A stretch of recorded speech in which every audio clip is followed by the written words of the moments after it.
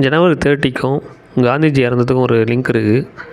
காந்திஜி இறந்தனால தான் வந்து மார்டைர்ஸ் டேவாக செலிப்ரேட் பண்ணுவாங்க. அதுக்கு வந்து ஹிந்தியில் 2 பேர் இருக்குது, ஷாகித் திவாஸ் அண்டு சர்வோதயா டே. அவர் யார் சுட்டு கொண்டாருன்னு தெரியும் உங்களுக்கு?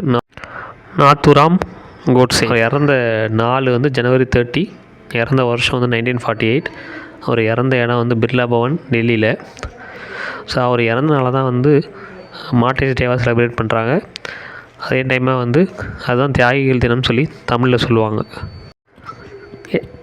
லெப்ரசி எராடிகேஷன் டேன்னு சொல்லி ஒரு டே செலிப்ரேட் பண்ணுவாங்க. அதுக்கு வந்து ஸ்பெசிஃபிக்கான டேலாம் கிடையாது. அது வந்து last week Sunday of January, அதை தான் வந்து லெப்ரசி எராடிகேஷன் டேவாக செலிப்ரேட் பண்ணுவாங்க. லெப்ரசியை காசு பண்ணுறது வந்து ஒரு பாக்டீரியா, அது பேர் வந்து மைக்கோபாக்டீரியம் லெப்ரே. ஸோ லெப்ரசிக்கு இன்னொரு பேரும் இருக்குது, அது பேர் வந்து ஹான்சன் டிசீஸ்.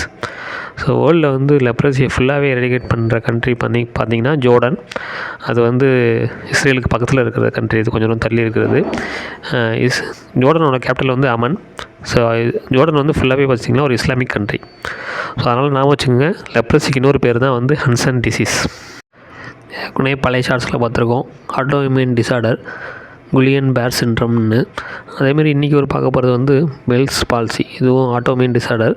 இந்த பெல்ஸ் பால்சினால் என்ன ஆகும்னு சொன்னால், நம்மளால் பேச முடியாது. அதாவது குறிப்பாக வந்து ஃபேஷியல் இருக்கிற மசில்ஸ் வந்து கான்ட்ராக்ட் ஆகும், டெம்பரரியாக ஒர்க் ஆகாது. அதனால் என்ன ஆகும்னா நம்மளால் பேச முடியாது, நம்மளால் டேஸ்ட்லாம் உணர முடியாது.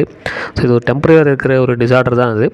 இந்த டிசார்டரை கண்டுபிடிச்சவர் பார்த்திங்கன்னா சர் சார்லஸ் பெல். ஸோ அவர் பேரையே வந்து இந்த பெல்ஸ் பால்சிக்கு வச்சுட்டாங்க. இது என்ன ஆகும்னு சொன்னால் நம்மளால் பேச முடியாது, டேஸ்ட்லாம் நுகர முடியாது. இது ஒரு ஆட்டோஇம்யூன் டிசார்டருக்கு ஒரு எக்ஸாம்பிள். ஆனால் இது டெம்பரரியாக இருக்கும், ரொம்ப ப்ரோலாங்கெலாம் இருக்காது, பர்மனெண்ட் டிசார்டர்லாம் கிடையாது. இது ஒரு டெம்பரரி டிசார்டர். 2 கேமில் ஒருத்தர் வந்து வேர்ல்டு சாம்பியனாக இருக்கார். அது ஒரு கேம் பேர் கியூ ஸ்போர்ட்ஸ். இந்த கியூ ஸ்போர்ட்ஸுக்கு இன்னொரு பேர் தான் ஸ்னூக்கர். அதுக்கப்புறம் பார்த்திங்கன்னா பில்லியர்ட்ஸ். இது 2த்துலேயுமே சாம்பியனாக இருக்கிறது ஒரு இந்தியன். அந்த இந்தியன் பேர் பார்த்திங்கன்னா பங்கஜ் அத்வானி.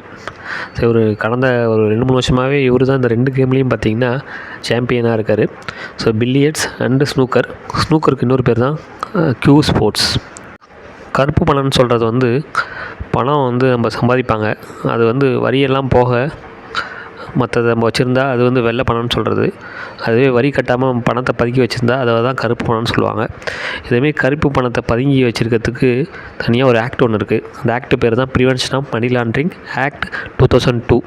ஸோ இந்த ஆக்டு கீழே தான் இப்போ வந்து சங்கர் இருக்கார்ல, நம்ம டேரக்டர், தமிழ் பட டேரக்டர், அவரோட சொத்தெல்லாம் சிலது வந்து பறிமுதல் பண்ணாங்க.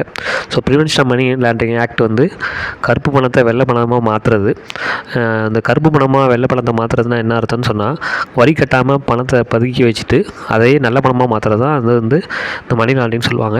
இதுக்காக தனி ஆக்ட் தான் prevention of money laundering act 2002.